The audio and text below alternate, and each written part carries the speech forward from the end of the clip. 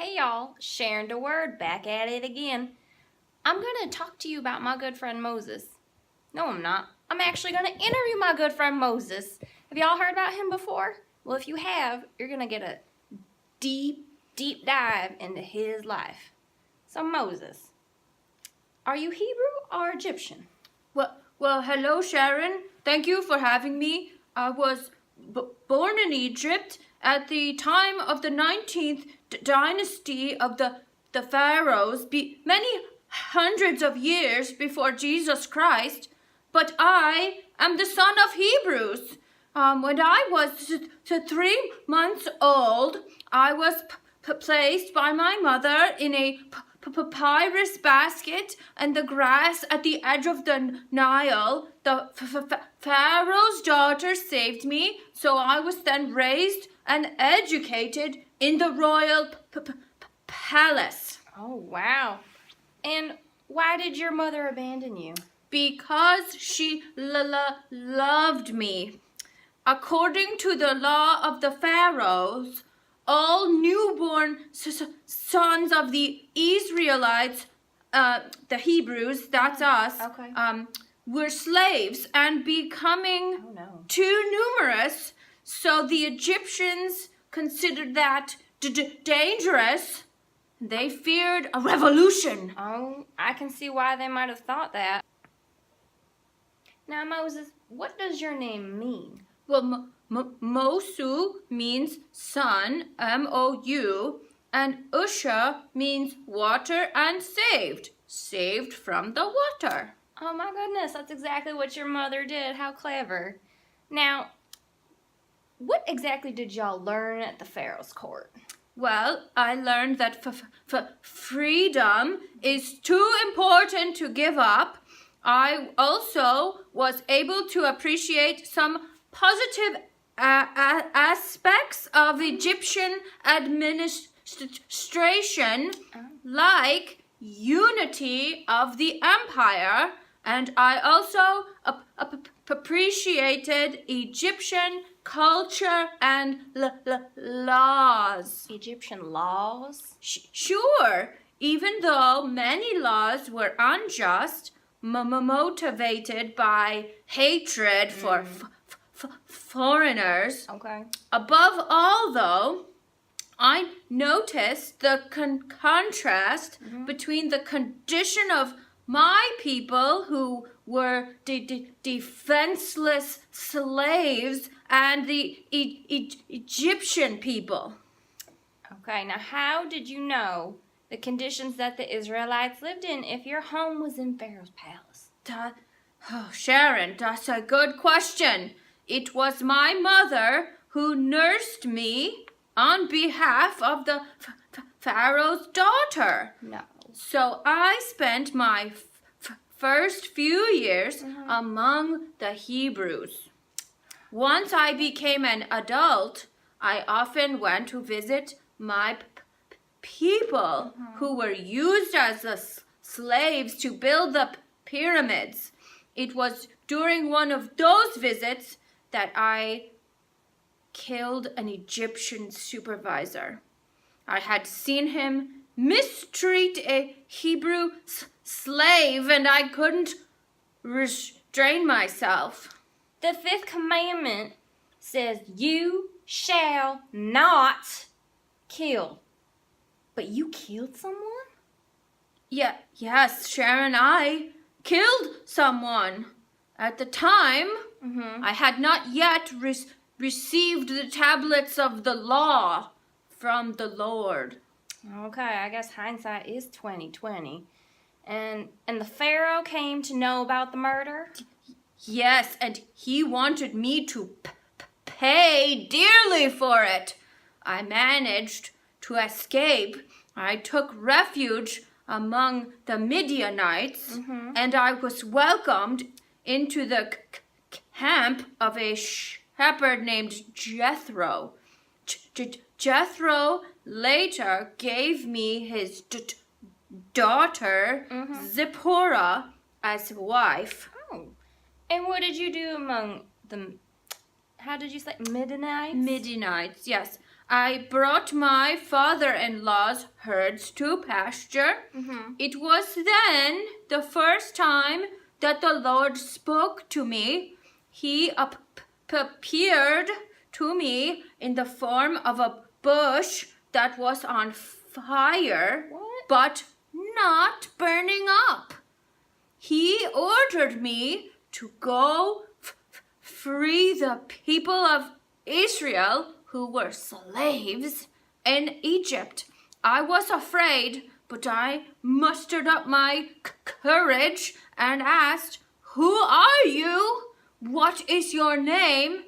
And he said to me, "I am who am, and you will tell everyone that I am has sent me." So you returned to Egypt to ask the Pharaoh to let the Israelites go. That's correct. How? But Moses, not to be offensive, I know you have a stutter. Yes, I do. How did you plead the case of your people to Pharaoh in front of his whole court if you can't get the words out? My brother Aaron was always a very good speaker, and he went with me and spoke to Pharaoh in my place. Now, tell me the story of the 10 plagues that God sent on Egypt. It is better to ask the Pharaoh Ramses that question. Okay. Yes. Now, how many Israelites did you lead out of Egypt? I didn't have time to count them, Sharon. There were so many, an entire population of people. Well, I've heard it told that it was 2.5 million. Let's not exaggerate. At that time, the total Israelite population was less than 500,000. Okay. Now, at what point in the Red Sea did you actually pass through? Actually, I used a ford north of the Red Sea in the Sea of Reeds. By divine miracle, the wind blew away the waters and let us pass. Then the waters began to return, and the Egyptian chariots that were following us sank into the mud. And as the water grew deeper, they carried away the soldiers. Oh, and how long did the exodus toward Mount Sinai take? 2 months. 2 months just to get to a mountain? And then you climbed up that mountain. Yes, and on the third day, I climbed the mountains. It was there, in the midst of astonishing phenomena, that God pronounced a set of rules, the first nucleus of the law. Moses, would that be the 10 Commandments?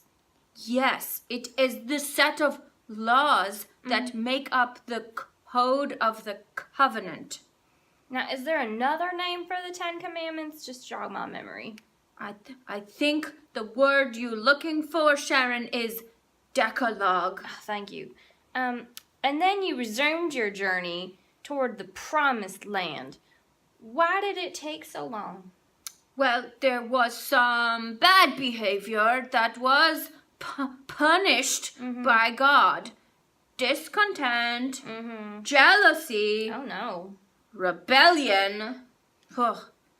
At the springs of Kadesh, there was a lot of complaining and quarreling. We had to remain in the desert for 40 years. Moses, I bet you wish you had some Google Maps. The trip would have been much shorter. Did you have to fight against many people? No, not me personally. I have never been a military leader, but I am a man of God who contributed to victory with prayer and advice. Okay, and with God's help, you opened the waters in front of the people of Israel. You made manna rain down from the sky. You received the stone tablets of the 10 Commandments. Which of these things was the most important?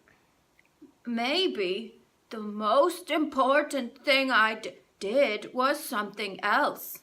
Finding the courage to ask God his name. You didn't enter the promised land, though. Was it because you asked God his name? What was the reason behind that? That was the will of God. While we were in the desert, I was seized with anguish for my people who were dying of thirst. They had been so rebellious that I doubted the unfailing mercy of the God who loved me, and I paid for that. Moses, you can't doubt God. With God, anything is possible. And then you didn't even get to see the promised land? No, I saw it. Oh. God allowed me to climb up Mount Nebo, which is behind us, and I could see all of Canaan from afar. Now, would you describe yourself as a politician, a reformer, or a prophet? Sharon, I would describe myself as a friend of God. Oh, Moses, thank you very much for being with us here today. It's my pleasure. Sharon, thank you for coming to see me. Y'all have a blessed day now.